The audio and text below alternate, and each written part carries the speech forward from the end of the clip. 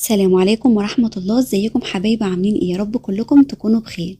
تعالي بقى النهاردة اوريكي وصفة الكيكة اللي بجد كل اللي دقها وجربها لحد النهاردة بيدعيلي عليها. كيكة الحليب او كيكة اللبن الرايب، حاجة كده في منتهى الجمال. كيكة عالية وهشة ولونها وطعمها بجد حاجة كده تخطف القلب. هقولك كمان على خطوة بسيطة خالص بس صدقيني بتفرق جدا، وهي كمان اللي بتخلي الكيكة تطلع بالارتفاع واللون اللي يخطف القلب ده. تابعيني لاخر الفيديو، بس امانه عليك لو الفيديو عجبك واستفدتي تدعي لوالدتي بالرحمه والمغفره هي وجميع موتانا. ويلا بينا نشوف الطريقه على طول، بس ما تنسيش تصلي على النبي صلى الله عليه وسلم، وكمان تحطي لايكات كتير للفيديو علشان يروح لناس تانية كتير. في البدايه دول 3 بيضات تخرجيهم من التلاجة بدري شويه، علشان طبعا لازم يكون البيض معاكي بدرجه حراره المطبخ. ضيفي عليهم ظرف من الفانيليا حوالي ربع معلقه صغيره. طيب هتعايري بقى كل المكونات بمج الشاي العادي اللي هو 200 مللي، ده طبعا موجود عندنا كلنا في المطبخ، او الكوبايه المعياريه. طيب بالنسبه لكميه السكر هتحطي كوبايه وربع، بس طبعا اختاري سكر يكون لونه فاتح لانه بيأثر جدا على لون الكيك. حطيت في الاول كوبايه وكمان ربع كوبايه، يبقى الكميه كلها كوبايه وربع. استخدمي بقى الهاند بلندر او الخلاط او المضرب اليدوي، النتيجه في النهايه هتكون واحده. اهم حاجة انك لازم تخفقي البيض والسكر كويس جدا لحد ما تلاقي السكر داب معاكي تماما. طيب في الوقت ده بنفس المج اللي عايرتي بالسكر هتعايري بيه كوباية الا ربع من الزيت. وعايزة اقولك زي السكر برضو لازم الزيت ما يكونش له ريحة ولا طعم قوي، لانه بيأثر على طعم وريحة الكيكة بعد الخبز، فاختاري نوع يكون كويس. انزلي بكمية الزيت وارجعي بقى اضربي الخليط مع بعض من تاني لحد بقى ما تلاقي الزيت والسكر اندمجوا مع بعض كويس. في الوقت ده على طول تكوني محضرة كوباية من الحليب او اللبن الرايب اللي هو الحليب القاطع. عايزة اقولك ما شاء الله بيدي طراوة ونعومة للكيك بجد تحفة، وكمان بيخلي لونها فاتح جدا. زودي بقى على الخليط كده وعلى اللبن الرايب عصير نص ليمونة. عايزة اقولك بتفرق جدا جدا في لون وارتفاع الكيك، وما تقلقيش خالص طعمها مش بيبان نهائي، بس بجد بتخلي الكيكة بتاعتك هشة ومرتفعة ولونها جميل. وبس كده ارجعي بقى اخلطي كل المكونات مع بعض كويس جدا، مش اقل بقى من 3 دقايق، وزي ما قلتلك نفس الفكرة في الخلاط هتديكي نفس النتيجة. طيب لو وصلتي بقى معايا لحد هنا في الفيديو بتمنى تنزلي تحت في التعليقات، ما تنسيش الكومنت القمر اللي هنصلي بيه على الرسول عشان كلنا ناخد الاجر والثواب مع بعض. اللهم صلي وسلم وبارك عليك يا حبيبي يا رسول الله.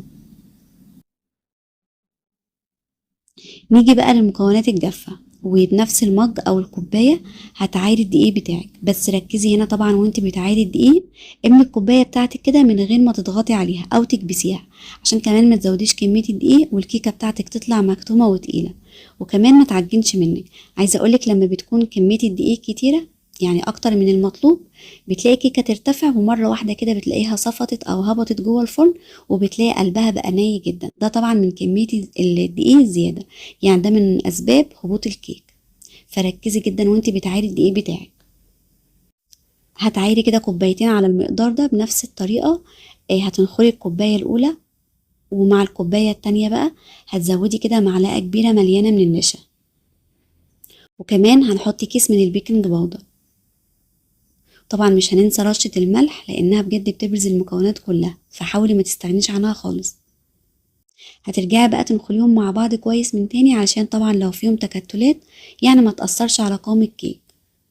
وكمان الدقيق لما بياخد هوا ده بيساعد الكيكة انها ترتفع وتعلى اكتر. عايزة اقولك كمان يعني معلقة النشا بتخلي الكيكة بجد كأنها حرير، فحاولي برضو ما تستغنيش عنها خالص. اخلطي بقى كل المكونات مع بعض من تاني لحد ما الدقيق يختفي معاكي تماما، وتلاقي القوام بقى ناعم وفي نفس الوقت قوامه مظبوط.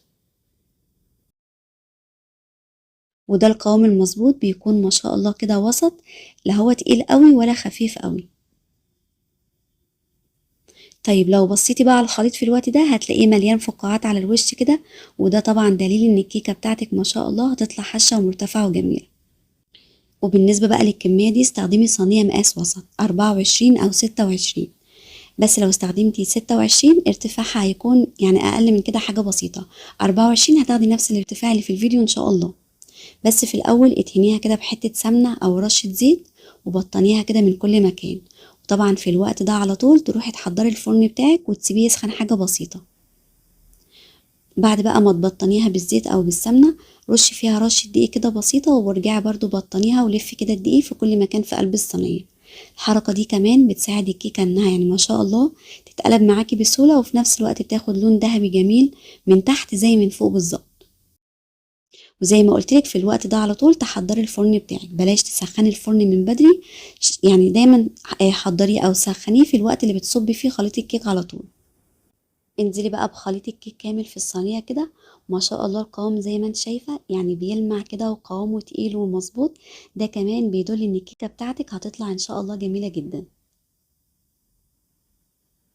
وبس كده، قبل بقى ما تدخليها الفرن بعصايه شيش طاووق او حتى طرف السكينه، مشيها كده جوه الخليط علشان كمان تخرجي اي هواء يكون زياده فيها، عشان كمان تطلع معاكي بارتفاع واحد. طيب بالنسبة للتسوية، خلينا بقى متفقين ان الفرن يعني يشتغل قبل ما تدخلي الكيك بحاجة بسيطة خالص.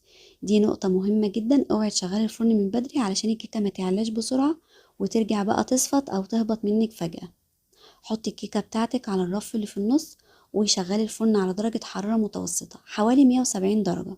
أنا بستخدم الفرن الكهرباء دايما، ما شاء الله بيديني نتيجة حلوة جدا، عشان سألتوني كتير في قناتي التانية ايه نوع الفرن اللي بستخدمه. أنا بستخدم فرن كهرباء، وعايزة أقولك لو هتعمليها في فرن الغاز برضه هيديكي نفس النتيجة، اللي هو فرن البوتاجاز. أهم حاجة عينك طبعا عليها وتتابعيها، وفي نفس الوقت ما تشغليش أبدا الشواية غير لو احتاجت في آخر 5 دقايق.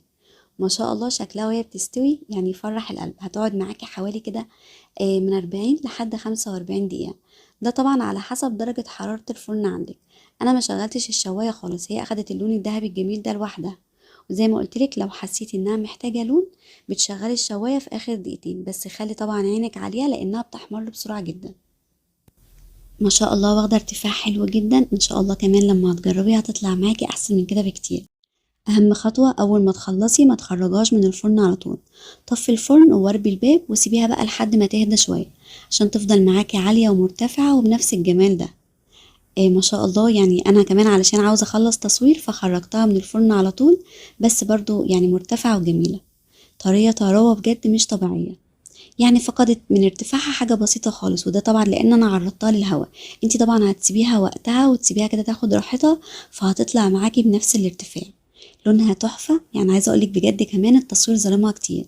حاجة كده في منتهى الجمال، لون وريحة وطعم. يا ريت لو بجد كلكم تجربوها، ان شاء الله هتعجبكم جدا وترجعوا تكتبوا لي على الطعم والريحة زي كل مرة. لو عجبك بقى الفيديو ده شوفي الفيديو اللي هيظهر حالا ان شاء الله برضه هيعجبك. ما تنسيش بقى تحطي لايك للفيديو، وكمان تشتركي في القناة وتفعلي الجرس على الكل عشان كل ما انزل فيديو جديد يوصلك وتشوفيني على طول.